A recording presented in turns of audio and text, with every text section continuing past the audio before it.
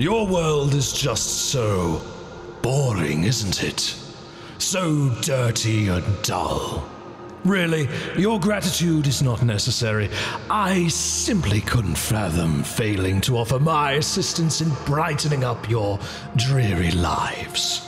Watch how my flora blossoms and brings beauty, true beauty, to your homes. Your pets and cattle shaped into more pleasing and elegant forms. Your offspring given purpose higher than you could ever hope to teach them. This is my gift to you filthy, ignorant little beasts. Any resistance you carry, leave it at the door. Or rather what was your door.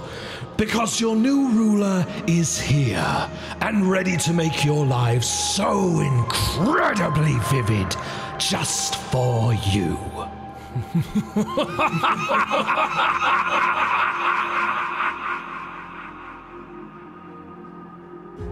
The Archfey as a concept in Dungeons & Dragons is one that is quite vague and underdeveloped, which is one of the reasons why I absolutely love to utilize them as villains in my campaigns. We're always so stubbornly certain with what to expect when it comes to undead foes like liches and vampires, or indeed dragons themselves, to the point where the awareness of their color scheme gives players a vast amount of information from both in and out of the game system of their capabilities. Now this is where lacking developed Archfey beyond hags, dryads or fairies on steroids provides a rich gap for you as a DM to get creative with the themes and challenge you want your villain to present.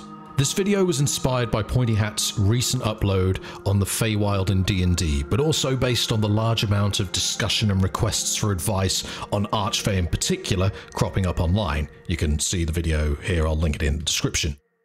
Ultimately, what is an Archfey? I won't delve into the details of the Feywild as a setting since that has been covered by Pointy Hat and others in greater detail, but I want to dispel this notion of the Fey boiling down to being the DM's chance to go, lol, I'm so random. I'm going to cover an Archfey BBEG's outlook from my current campaign, and if you are a player in the Vlaknemia setting, specifically the region of Vlaknemia, turn the video off now to avoid spoilers. You five know who you are. The monologue at the beginning of this video was from the perspective of Katoska, an Archfey who takes the appearance of an anthropomorphic red squirrel. Hero Forge, image on screen now, not an endorsement or sponsorship, totally original, not based on any mythology at all, no steal! The overworld of Vlaknemia is home to various animal folk races in addition to the other standard ones you would find in D&D, being mostly reskinned variants. Squirrel folk are one such fraction of this race, but notably, all squirrel folk are grey in coloration. Now, the party has encountered this mysterious red squirrel folk across the campaign so far. They're aware he is very real, forcing them into sleep, invading their dreams, seemingly able to steal some aspect of their being or abilities when doing so for a purpose that has yet to be revealed. They're also aware that he has aligned himself with a myriad of other powerful and unique Fey beings to carry out a shared goal, with hints dropped so far about terraforming and the capture of children who mysteriously seem to show up far older than when they were last seen. The party has already encountered the ruins of a former settlement that was in the process of being merged with the Fey realm to act as some kind of foothold in the material realm, having met one of these other allied Fey beings who utilized illusions of undead to keep the locals away through fear of the land being cursed. This use of trickery and warping of reality to suit an almost alien whim gives the Fey a much more interesting and almost eldritch angle, something more in line with the darker aspects of old folklore. Looking back at that earlier monologue, how is all of this reflected in the choice of words used by Katoska? He brings up how dirty and dull the material plane is, speaking as if he is saving the people here from the dreadful fate of being mediocre and routine in their existence, calling them filthy and ignorant beasts compared to the pleasing and elegant new forms of their transformed pets and cattle. His plan for this world is to make it vivid, as all worlds should be.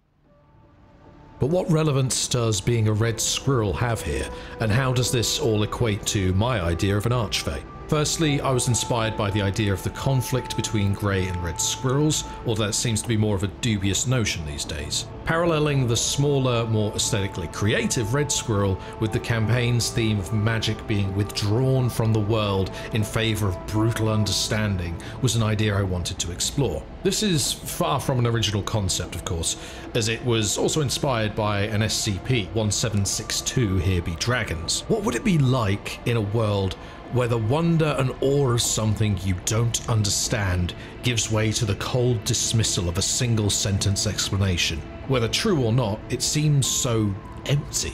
And this is where the children come in. The concept of their youth and imagination being harvested by the Fey to keep their world alive, though not only to survive, but to conquer its existential threat. Without the dreams or nightmares of living beings to form their purpose, the Fey would cease to exist. And that's what infuriates Kotoska, to be beholden to these frail, lesser creatures in order to persist. To acknowledge all his ideas, all that Fey are made of, is born of something else he sees as inferior to himself. Without something external to behold the beauty of the Feywild may as well not exist at all.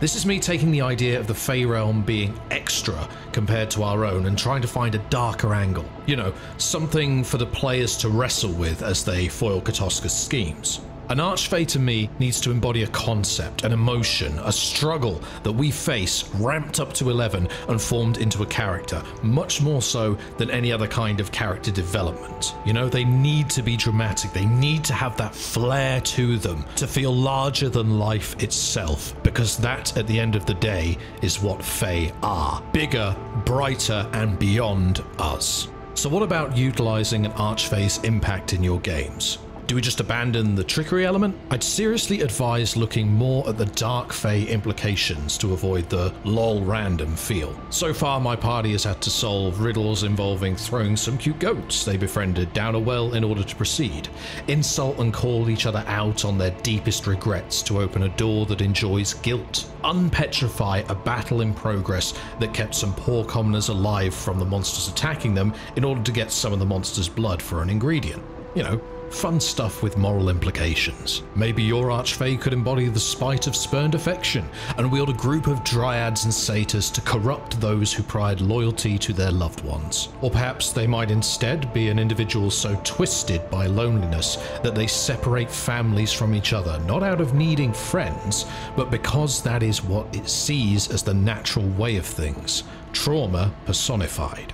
After all, as was stated earlier, what use is all of your perfection and power if there is no one around to acknowledge it?